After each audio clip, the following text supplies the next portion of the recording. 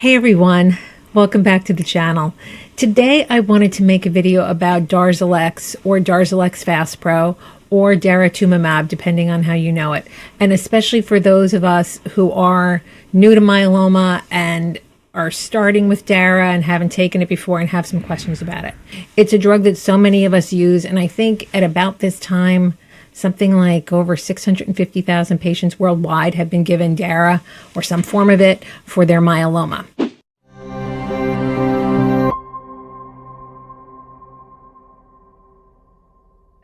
Now, a little bit about my personal history. So I've been on Dara now more than 4 years. It was part of my induction therapy. And at that time, I was given it in an IV infusion. But the infusion, when you first encounter Dara, is more likely to cause adverse side effects. And I had some. I couldn't get through my whole first treatment, which was supposed to be over 2 days. So I did get through the first day just fine, but by the next morning, I was in such bad shape that they had to postpone the second day of treatment.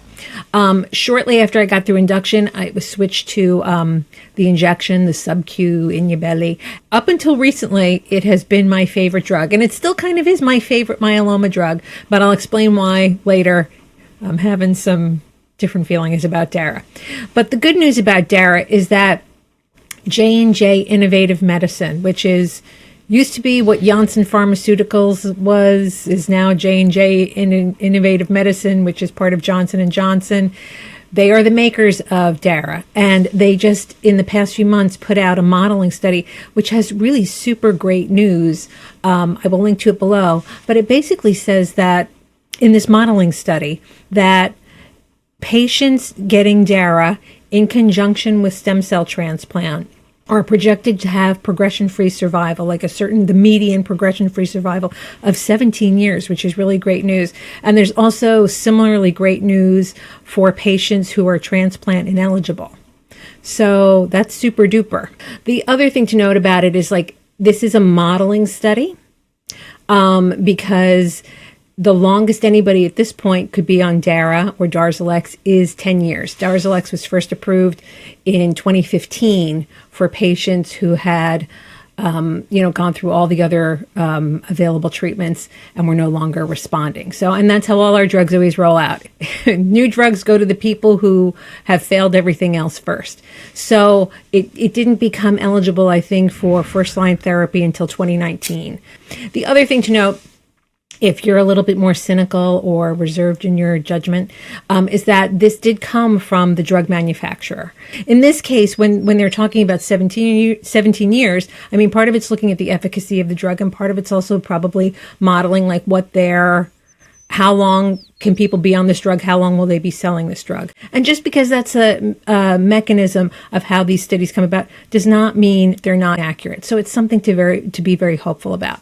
But 17 years is pretty darn good information, and something that if you're taking Dara, you can rightly be excited about. I mean, I know that I was very happy with it because this is, at the moment, Dara I'm using it as a monotherapy. It's my only treatment. But just to tell you a little bit about the issues I am having. Now, Dara can cause suppressed immunity, lung problems, cognitive issues.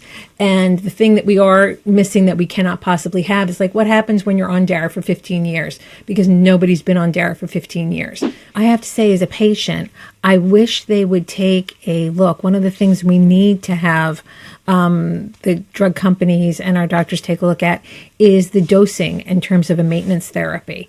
For Dara, or Darzalex Faspro, I should say, because the dosing is different for if you're just getting Dara as infusion. But for Darzalex Faspro, everybody gets 1,800 milligrams. That's it. You can weigh 120 pounds and be 5'2". You can weigh 210 pounds and be 6'4". Everybody's getting that same 1,800 milligrams. And there's never really any look to see, would some people respond better, have fewer side effects or adverse reactions over time, especially since we're staying on this drug for a long amount of time, if that dose was somehow shifted over time. Even if they just came up with 3 different categories of dosage. We have this with so many of the oral meds that we take. I know when I started on Revlimid, I was given 15 milligrams, and it turned out that 10 milligrams was the right dose for me. Some people take 25, some people take 5. I think would not be unlikely that there could be some dosing schedule that is slightly different over time for patients. But, I would just love it if our medical community would look at that to see if it would help people to be even more successful on the drug. Which gets me into some of the details of my situation. In my case, I was taking Dara and Revlimid and steroid as my maintenance therapy. And a few months ago, my Revlimid was put on, or my lenalidomide was put on pause, so I could have injections in my eye of another agent completely unrelated to myeloma, but both of them cause issues with clotting, so we wanted to remove one of those. Also, the steroid that I was taking was discontinued, completely different reason. They've seen over time that if you haven't had a reaction to Dara, you don't need to be on the steroid.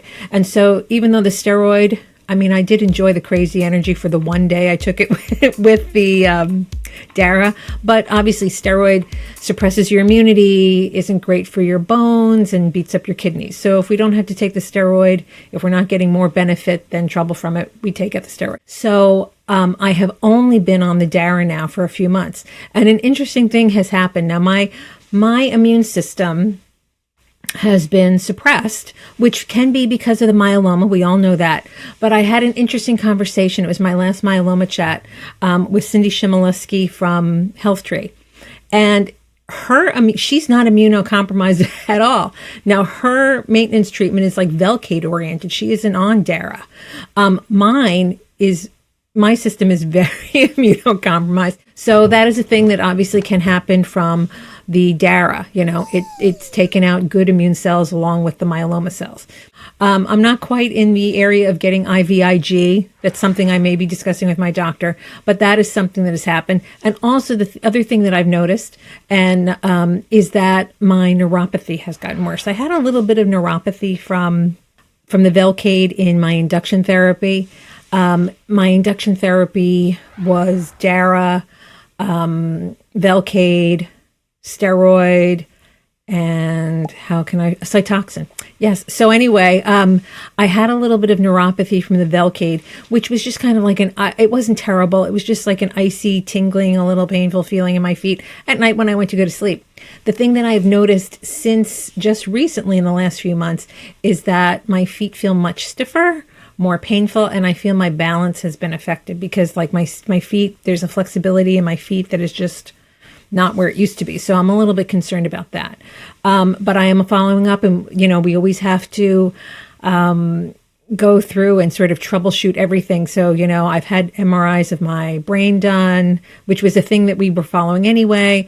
I've been to the ENT to make sure it's not an inner ear problem with my balance. I'm now talking to a neurologist, so we're going through all the stuff to figure out, but it could be something that is related to increased neuropathy from the Dara, because when I'm going to PT also. We've all had those physical therapy scripts thrown at us. So I'm going to PT also. And, my physical therapist has told me, when your feet aren't right, you just don't have balance all the way up to the top. But great news for Dara and stem cell transplant, and also for those who can't get a stem cell transplant. Thanks for watching. Please don't forget to like and subscribe, and leave me a message in the comments about what drugs you're on, what drugs you'd like to get more information on, and how those drugs are working out for you. I'll see you in the next video.